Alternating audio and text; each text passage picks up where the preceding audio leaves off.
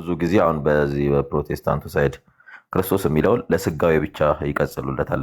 ማለትም ለሰውነቱ ብቻ ነው እየቀጸሉለት ያለው እና ክርስቶስ የሚለውን ከዘላለማዊ ልጅነቱ ጋር ቤተክርስቲያን እንዴት ነው የምታብራራው? እሱንም የሆነ ነገር ቢሏቸው። ክርስቶስ ማለት ቃሉ የተቀባ ማለት ነው። የተቀባ ማለት ነው። ግን ምንድነው? ምን ማለት ነው? ስለ ክርስቶስ ሲነገር ከዛ በፊት ለነበሩ ነቢያት የተቀባ ማለት መንፈስ ቅዱስን የተቀበለ ጸጋን የተቀበለ የተሾመ ማለት ነው። ስለ ክርስቶስ ስንናገር ግን የክርስቶስ መቀባት በሁለት መንገድ ነው የሚተረጎመው። አንደኛ ኢናጉሬሽን አለ።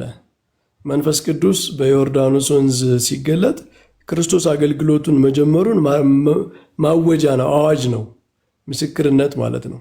እሱ መቀባት ተብሎ ተነግሯል። በዋናነት ግን ለክርስቶስ መቀባት ማለት ተዋህዶ ነው። ተዋህዶ ነው። ምክንያቱም ነቢያት ቀድመው መንፈስ ቅዱስን ሲቀቡ የእነሱ አፋዊ የሆነ ነው ማለት መንፈስ ቅዱስ በእነሱ ያድራል፣ ጸጋውን ይሰጣቸዋል። ክርስቶስ ግን ከመለኮት ጋር ከተዋሃደ በኋላ ሌላ አፋዊ የሆነ ጸጋ ሊቀበል አይችልም። ምክንያቱም ጸጋ ከውጭ የሚቀበል ከውስጥ የሌለው ነው። ጸጋ ከውጭ የሚቀበለው በአፋ የሚቀበለው ኤክስተርናል የሚቀበል እሱ በራሱ የሌለው ነው። ክርስቶስ ግን ዲቫይን ፐርሰን፣ ስጋም ቢለብስ ሰውም ቢሆን ዲቫይን ፐርሰን ነው። መንፈስ ቅዱስ ራሱ የእሱ መንፈስ ነው። የክርስቶስ መንፈስ ያለበት ይላል እኮ ጳውሎስ። የክርስቶስ መንፈስ ነው። ክርስቶስ ነው እፍ ያለው በሐዋርያት ላይ ራሱ ማለት ነው። መንፈስ ቅዱስ የስፒሪት ኦፍ ክራይስት የራሱ መንፈስ ነው። ስለዚህ የክርስቶስ የራሱ መንፈስ ከአፋ ከውጭ ሊቀበለው አይችልም። እንደገና ክርስቶስ የራሱን መንፈስ ከውጭ ሊቀበል አይችልም። ስለዚህ ለክርስቶስ ተቀባ ሲባል ምን ተብሎ ነው የሚተረጎመው? ተዋህደ፣ ተዋህዶውን ያሳያል። ሁለተኛ መንፈስ ቅዱስ እነ ቅዱስ አትናቴዎስም እነ ቅዱስ ቄርሎስም የተረጎሙት አለ። ክርስቶስ ለሱ ይጠቅመው ብሎ ሳይሆን እሱማ የባህሪ ሕይወቱ ነው። እሱ የዘላለም በአንድነት በሶስትነት ያለ የባህሪ ሕይወቱ ነው። ነገር ግን ስለ ሰው ልጆች ብሎ በአዳም ላይ የነበረው መንፈስ ስለተወሰደ መንፈስ ቅዱስ በክርስቶስ ላይ አደረ ሲል በክርስቶስ ፐርሰን ለሰው ልጆች መሰጠቱን ማሳያ ነው ይላል ቅዱስ አትናቴዎስ። ይህን ሲተረጉም መዝሙር 44ን ማለት ነው። መዝሙር 44 እግዚአብሔር አምላክ የደስታ ዘይት ቀባህ የሚለውን ሲተረጉም አዳም አስወስዶት ነበር ጸጋውን። አዳም ያስወሰደው ጸጋ በክርስቶስ አግኝተነዋል። ክርስቶስ ለቤተ ክርስቲያኑ ሴኪውር አድርጎታል ያን ጸጋ ከዚህ በኋላ ላይወሰድ ማለት ነው። ነገር ግን ክርስቶስ ሊጠቀምበት አይደለም። እሱ ጋማ ለዘላለም ያለ ነው። መንፈስ ቅዱስን ሴኪውር የሚያደርግልን ሰው ያስፈልገን ነበር። ከሰው መካከል አንድ ሄድ ማለት ነው። አዳም ኦልሬዲ ሉዝ አድርጎታል። ክርስቶስ ግን አመፃን ጠላህ፣ ጽድቅን ወደድክ ተብሎ ሊነገርለት የሚችለው ብቸኛው ሰው እሱ ነው ይላል ቅዱስ አትናቴዎስ። ምክንያቱም ሂዝ ዲቫይን፣ ሁልጊዜ ጽድቅን የሚወድ አመፃን የሚጠላ እሱ ነው። ስለዚህ መንፈስ ቅዱስ ለዘላለም ላይወሰድ፣ ለሰው ልጆች ላይወሰድ ከክርስቶስ ላይ ማረፉ በቃ ኢተርናል የሆነ ሴኪዩሪቲ ነው ለእኛ። ከዚህ በኋላ መንፈስ ቅዱስን አናጣም፣ ከእኛ አይወሰድም ብሎ ለእኛ እንደተጠመቀ ለእኛ መንፈስ ቅዱስን ተቀበለ የተባለበት አንቀጽ አለ። እሱ ይረባኛል ይጠቅመኛል ብሎ አልተጠመቀም። ጥምቀቱ ለክርስቶስ ሊጠቅመው አይደለም። ለክርስቶስ ጥምቀቱ ማለት ልጅነት ሊያገኝበት የኃጢአት ስርየት ሊያገኝበት አልተጠመቀም ክርስቶስ። ጥምቀቱ ለእኛ ነው። እንደዚሁ መንፈስ ቅዱስ ተቀበለ ተብሎ ለክርስቶስም ሲነገር መንፈስ ቅዱስ አደረበት፣ በርግብ አምሳል ሆኖ ከእሱ ላይ አረፈ፣ ድንግል ማርያም ገና ስትጸንሰው በመንፈስ ቅዱስ እየተባለ ገና ከጽንሰቱ ጀምሮ የተነገረው የመንፈስ ቅዱስ ስራ ኢን ዘ ፐርሰን ኦፍ ክራይስት በክርስቶስ ፐርሰን ውስጥ ለቤተ ክርስቲያን መንፈስ ቅዱስ ሴኪዩር ተደርጓል። ምክንያቱም ዳግማዊ አዳም እሱ ነው። በመጀመሪያው አዳም የተወሰደው ጸጋ በእሱ ተመልሷል። ስለዚህ ያ ቤተ ክርስቲያን የክርስቶስ አካል ስለሆነች ቤተ ክርስቲያን መንፈስ ቅዱስን በክርስቶስ በኩል ላታጠው ማግኘቷን የሚያመለክት ነው ብለው በነገረ ድነት የሚተረጉሙ አባቶች አሉ። ስለ ክርስቶስ ግን ስንናገር አምላክነቱ ጋር የተያያዘ ከጌትነቱ ጋር የተያያዘ ተአምራት ከማድረጉ ከክብሩ ጋር የተያያዘ ከመንፈስ ቅዱስ ከውጭ መጥቶ ጸጋ ሊሰጠው አይችልም እሱ። ምክንያቱም ኢዝ ዲቫይን። ይሄ ማለት አዶፕሽኒዝም ነው የሚሆን። ከሱ አፋዊ የሆነ ጸጋ መጥቶ ክብር መጥቶ ተአምራት የማድረግ ኃይል መጥቶ ያንን አደረገ ማለት ያ ባይኖር አያደርግም ማለት ነው። ስለዚህ ክርስቶስን ምንድነው ላተንትሊ እንደው በግልጽ በአንደበት ባይነገርም አምላክነቱን ማሳጣት ነው የሚሆነው። በክርስቶስ ስልጣን በራሱ ስልጣን አላደረገም ማለት ነው የሚሆነው ማለት ነው። ክርስቶስ ደግሞ በራሱ ስልጣን ተአምር ካላደረገ፣ በራሱ ስልጣን አጋንንትን ካላወጣ፣ በራሱ ስልጣን ሙታንን ካላስነሳ በራሱ ስልጣንም አላዳነንም ማለት ነው። ምክንያቱም ይሄ ሁሉ ስራ ነው። አጋንንትን ሲያወጣ በሱ ስልጣን ካልሆነ አፋዊ በሆነ ውጫዊ በሆነ ስልጣን ከሆነ፣ ሙታንን ሲያስነሳ ውጫዊ በሆነ ስልጣን ከሆነ፣ ክብሩን ሲገልጽ ውጫዊ የሆነ ክብር ከሆነ የተገለጠው ሲያድነንም ውጫዊ በሆነ ኃይል ነው ያዳነን ማለት ነው። በራሱ ስልጣን አላዳነንም ማለት ነው። ስለዚህ በክርስቶስ ስልጣን አያችሁ፣ ክርስቶስን አከበርን ብሎ ሰው ክርስቶስን ወደ መካድ ይደርሳል ማለት ነው። የክርስቶስን ስራ ወደ መካድ ሊደርስ ይችላል ማለት ነው። ስለዚህ አንዲት ስልጣን ነች የክርስቶስ ጌትነቱ። ክርስቶስ ከመጸነሱ ጀምሮ ከአምላክነቱ ከጌትነቱ የጎደለው የለም። በቃ እሱ ሰብአ ሰገል ሰግደውለታል። ከእናቱ ማዕፀን ገና ዮሐንስ ሰግዶለታል። ዮሐንስ የጸጋ ስግደት ነው እንደ ሰገደለት? ከቅዱሳን አንዱ እንደሆነ ነው እንደ ሰገደለት? ለአምላክነቱ እኮ ነው የሰገደለት። በእመቤታችን ማዕፀን ውስጥ ሆኖ ዮሐንስ የተንቀሳቀሰው ከቅዱሳን አንዱን መሆኑን አውቆ ነው መንፈስ ቅዱስ ገልጾለት ነው ወይስ አምላክነቱን ገልጾለት? አምላክነቱን ሰብአ ሰገል የሰገዱ ለፍጡር ነው እንዴ? አይደለም። የክርስቶስ ስራ ራሱ እያንዳንዱ ክርስቶስ ያደረገው የሰራው ስራ ሁሉ የአምላክነት ስራ ነው፣ በስጋ የተሰራ ማለት ነው። የክርስቶስን ስራ የአምላክነት ስራ፣ የሰውነት ስራ ተብሎ መለየት አይቻልም። ይሄ ኒስቶሪያኒዝም ነው፣ የንስጥሮሳዊነት ነው። ይሄ አምላክነት ነው፣ ይሄ ሰውነት ነው ብለን አንለይም ማለት ነው። አምላክ በሰውነት በስጋ የሰራው ስራ ነው የምንለው። ስለዚህ ክርስቶስ እያንዳንዱ የሰራው ስራ ከአምላክነቱ የሚለይ ስራ አልሰራም። በጣም ትሁት የሚመስለው ስራ፣ ዝቅ ያለ የሚመስለው ስራ ራሱ የአምላክነት ስራ ነው። እግር ማጠብ ሳይቀር እግር ማጠብ፣ ክርስቶስ እግሩን ማጠቡ የሚደንቀው አንድ ፍጡር እግር ማጠቡ ይደንቃል እንዴ? አንድ ፍጡር የሰውን እግር ቢያጠብ ምን ይደንቃል? እናንተ መምህርም ጌታም ትሉኛላችሁ ነው እኮ ያላቸው አይደል? እግራቸውን ካጠበ በኋላ እውነት ነው፣ እኔ መምህራችሁ ጌታችሁ ሰውን ይህን ካደረግኩ እናንተ እርስ በርሳችሁ ይህንን አድርጉ ነው ያለን። እና ዲቫይን ሂውሚሊቲ ነው ራሱ ክርስቶስ የሐዋርያትን እግር ሲያጥብ ያየ ነው። የአንድ ሩቅ ብእሲ የአንድ ተራ ሰው ሂውሚሊቲ ትህትና ሳይሆን ዲቫይን ፐርሰን ነው በሐዋርያት እግር ስር ዝቅ ብሎ እግር ሲያጥብ የነበረው ማለት ነው። ያ ነው በጣም የሚገርመው፣ በጣም የሚደንቀው እኮ እሱ ነው። ስለዚህ የክርስቶስ እንኳን የክብር ስራው ክብሩ የተገለጠበት ስራ ቀርቶ ትህትናው የተገለጸበት ስራ እንኳን የአምላክነት ስራ ነው። በትህትናው ውስጥ ደግሞ ሁልጊዜ ግሎሪ አለ፣ ክብር አለ ማለት ነው። የሐዋርያትን እግር በማጠቡ ውስጥ እንኳን ክብር አለ። ለጊዜው ሰዎች ላይ ይረዱት ይችላሉ እንጂ ክብር አለ። ይሄው አሁን እኛ እያከበር ነው አይደል? የሐዋርያትን እግር ስላጠበ እኮ እያከበር ነው አይደል? አምላክ ሲሆን የሐዋርያትን እግር ማጠቡ ምን ይደቅ እያልን እኮ ነው። በመስቀሉ ላይ እንኳን ራቁቱን በመሰቀሉ ውስጥ እንኳ ክብር አለ፣ የአምላክነት ክብር። የአምላክ ፍቅር ምን ይደንቅ እያልን አይደል እንዴ? የአምላካችን ፍቅር ምን ይደንቅ! እሱ በኪሩቤል ላይ የሚኖር መላእክት እንኳ ሊያዩት የማይችሉ ክንፋቸውን የሚጋርዱለት አምላክ እንዴት ሰውን ቢወድ ነው በመስቀል ላይ የተሰቀለ ብለን ትህትናውን እናደንቃለን። ክብሩ ነው። የክርስቶስ ሞቱ መከራው እንኳ ክብር ነው። ስለዚህ የክርስቶስን እያንዳንዱን ስራ ከክብር መለየት አይቻልም።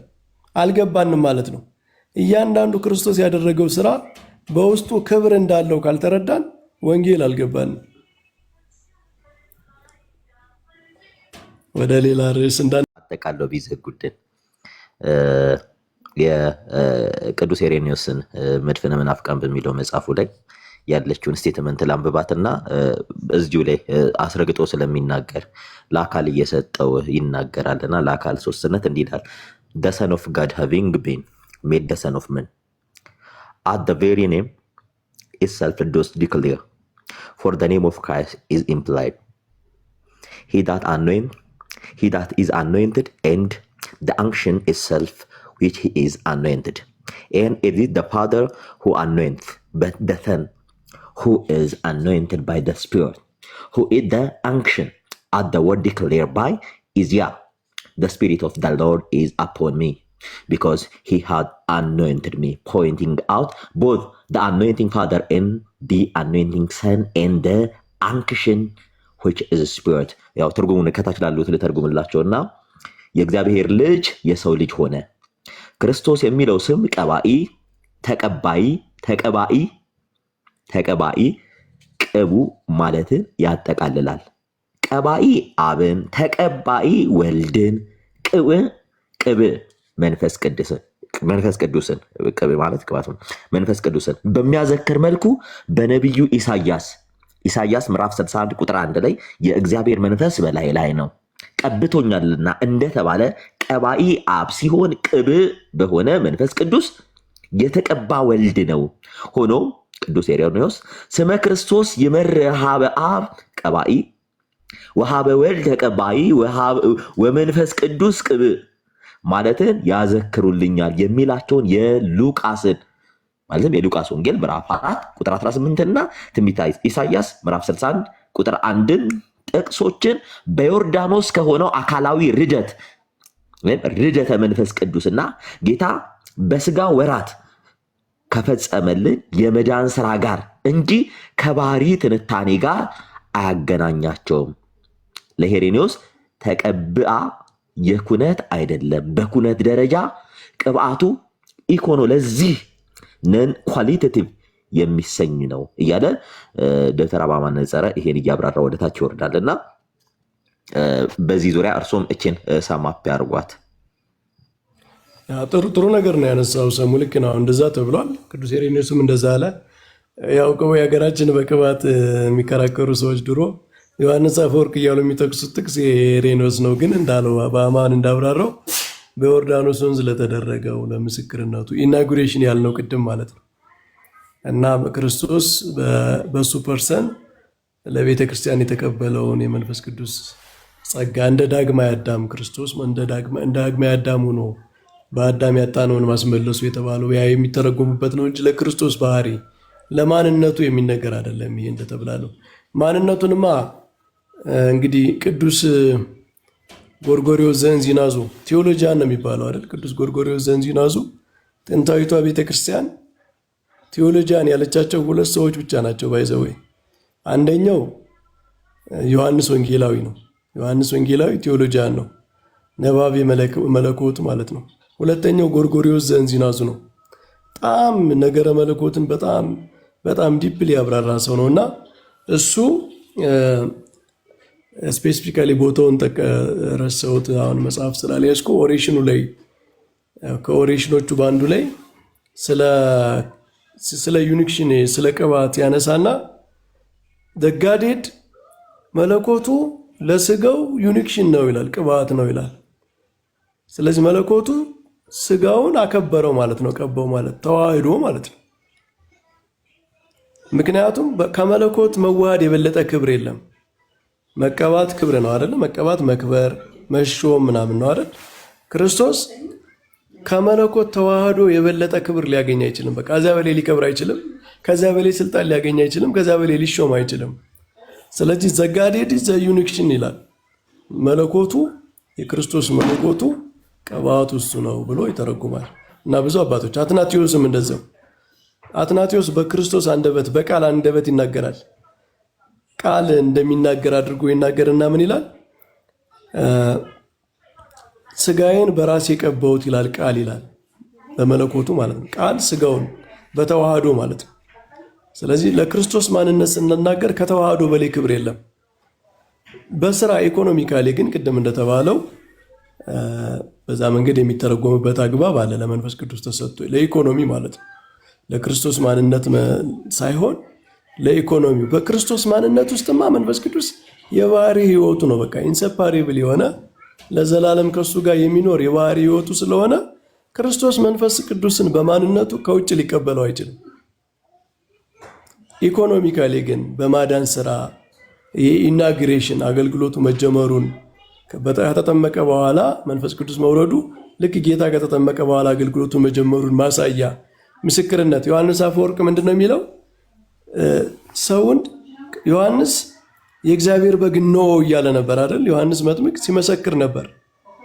የዓለምን ኃጢአት የሚያስወግድ የእግዚአብሔር በግ ነው፣ እኔ በውሃ አጠምቃችኋለሁ እያለ ዮሐንስ በዮርዳኖስ ወንዝ መካከል ይናገራል። ሰዎቹ ግን አላወቁትም። እና መንፈስ ቅዱስ በእሱ ላይ መውረዱ በጣም በእጣት ጠቁሞ እንደማሳየት ነው ይላል። የሆነን አካል እጣት ጠቁማችሁ እንደምታሳዩ መንፈስ ቅዱስ በክርስቶስ ላይ ወርዶ መታየቱ ይሄ ነው ዮሐንስ የሚናገርለት፣ አብ ከሰማይ የሚመሰክርለት፣ አብ ከሰማይ የምወደው ልጄ ይሄ ነው ብሎ የመሰከረለት። ዮሐንስ በምድር ደግሞ ጌታችን ራሱ በወንጌል ምን ብሏል? ለእኔ የሚመሰክርልኝ ሌላ ነው፣ ለራሴ አልመሰክርም ብሏል። ዮሐንስ ወንጌል ላይ አባቴ ይመሰክርልኛል ብሏል። ዮሐንስም ስለ እኔ የመሰከረ ብሏል። ዮሐንስን ምስክር አድርጎ ጠርቶታል። አባቱንም ምስክር አድርጎ ጠርቷል። በሌላ ቦታ ደግሞ ስራዬ ይላል። ስራዬ ስለ እኔ ይመሰክራል ብሏል። እና ዮሐንስ እታች እየመሰከረ ነው በምድር ላይ፣ እግዚአብሔር አብ በሰማይ ሆኖ እየመሰከረ ነው። መንፈስ ቅዱስም የምስክርነቱ አካል ሆኖ በክርስቶስ ላይ ሲወርድ በእጣት ጠቁሞ እንደማሳየት ነው። አብ በሰማይ የሚመሰክርለት፣ ዮሐንስ በምድር የሚመሰክርለት እሱ ነው ብሎ እንደማሳየት በክርስቶስ ላይ ወርዶ አረፈበት። ይህንን ለማመልከት የተደረገ እንጂ ክርስቶስ ከዚያ በፊት የሌለው ክብር ያኔ እየተሰጠው፣ ከዚያ በፊት የሌለው ስልጣን ያኔ እየተሰጠው አይደለም። እንደዛ ይሄ አዶፕሽኒዝም ይሆናል ማለት ነው።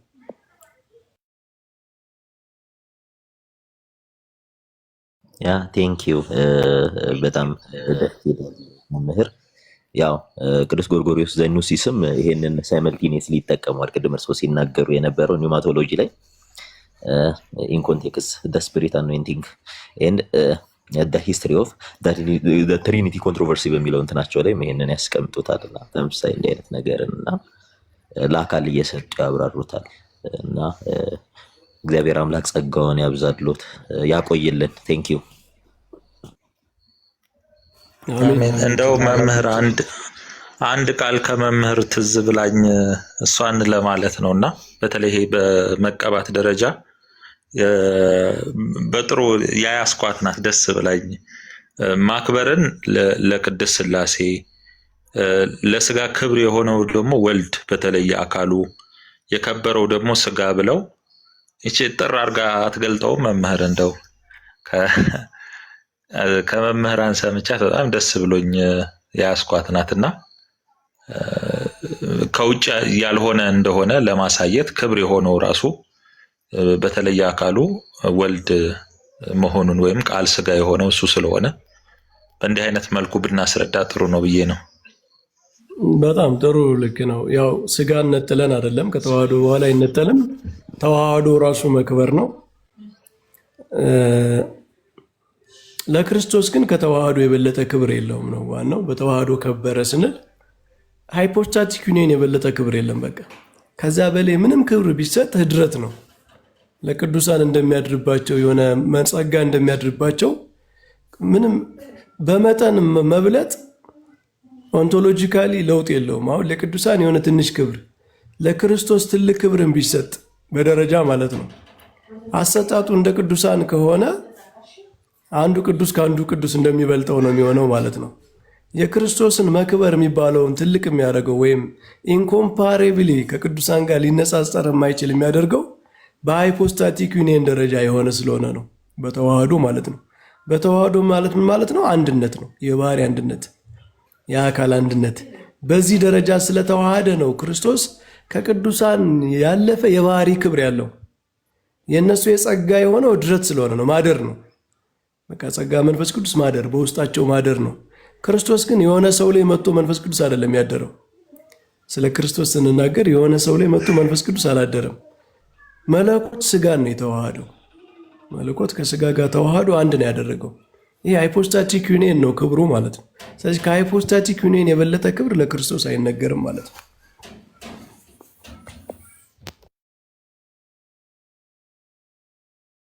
ያው ስለ መንፈስ ቅዱስ እንትን ስናወራ ስለ ዘላለማዊ ህይወቱ ነው እያወራን ያለ ነው። ብዙዎቹ ክሊር እንዲሆንላቸው ነው። ስለ ዘላለማዊ ህይወቱና ማለትም ከበረ ስንል ለቃል አይደለም። ለቃል ዘላለማዊ ህይወቱ ነው። ቃል ስጋን አከበረው ነው። ስጋ ቃልን አያከብረውም። ስጋን የከበረው ቃል ስጋን የሆነው እና ቃል አከበረው ስንል መንፈስ ቅዱስ አከበረው። ይሄን አከበረው ከበረ ስንል በመንፈስ ቅዱስ ከበረ ስንል ስለ ዘላለማዊ ህይወቱ ሳይሆን ስጋ ስለመክበር እንጂ ለቃል ከዘላለም ዘመን የማይቆጠርለት ዘመን ተቆጠረለት ዘመን የማይቆጠርለት መለኮት ከዘላለም በመንፈስ ቅዱስ በባህሪ ህይወቱ የከበረው አምላክ ስጋን አከበረው እያልን ነው አይደል? ክሊርሊ ስናወራው ልክ ነው። ከታች ኢዮብ እየጻፈ ነው። እንደውም ለመለኮትማ ስጋን መዋሃድ ምን ክብር ነው? ትህትና ነው እንጂ። ልክ ነው። ለስጋ ነው እንጂ ከበረ የሚባለው ክርስቶስ በሰውነቱ የሚነገር እንጂ መክበር። መለኮትማ እንደውም የባሪያ መልክ ይዞ በምድርም ታየ፣ ራሱን ዝቅ አደረገ ከተዋህዶ የተነሳ እንጂ መለኮት እንደ መለኮትነት ከበረ አይባልም። ዝቅ ብሎ ስለማያውቅ ማለት ነው።